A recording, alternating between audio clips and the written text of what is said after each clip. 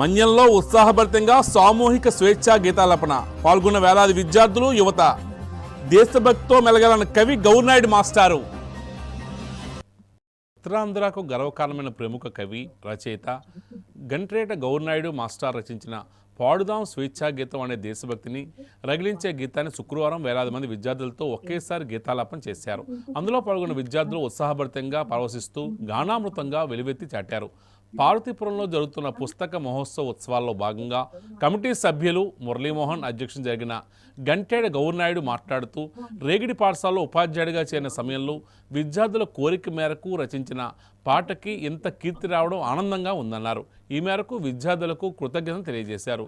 ప్రతి ఆగస్టు 15వ తేదీన స్వతంత్ర దినోత్సవం సందర్భంగా జాతీయ గీతంతో పాటు ఈ పాటకు కూడా మంచి గుర్తింపు రావాలని ఆశించి సుమారుగా 3 నెలల పాటు నిర్విరామ కృషితో కూర్చిన పాటని తెలిపారు.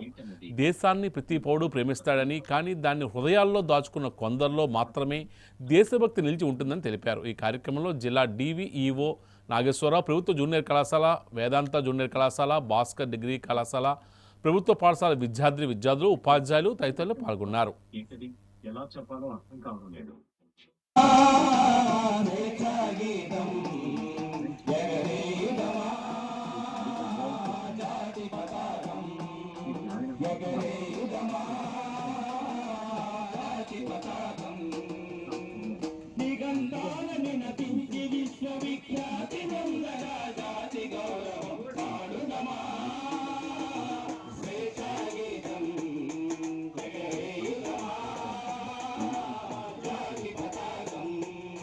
యువకులకి సందర్భంగా ఒకటి, ఆగస్టు 15 నాడు ఒకటి రాయడం, పిల్లలకి చెప్పించడం అలవాటుగా చేసుకున్నప్పుడు 1992లో రేగిడి ఆశ్రమ పాఠశాలలో నేను పాఠం చెప్తున్నప్పుడు అనుకోకుండా అవి సోషల్ పాఠం చెప్పాల్సి వచ్చింది. తెలుగు మాస్టర్నైనా అవి సోషల్ మాస్టర్ రాకపోవడం వల్ల వాళ్ళకి ఈ స్వాతంత్ర్య పోరాట సంఘటనలు చెప్తున్నప్పుడు అందులో ఒక అమ్మాయి అడిగింది, నాకు ఇప్పటికే నాకు బాగా జ్ఞాపకం. అమ్మాయి 10th క్లాస్ అమ్మాయి, భారతీయ అమ్మాయి, మాస్టారు మీరు ఈ మాకు చెప్పిన పాఠంలోని సంఘటనల్ని పాటగా చెప్తే మేము పాడుకుంటాం కదా అని.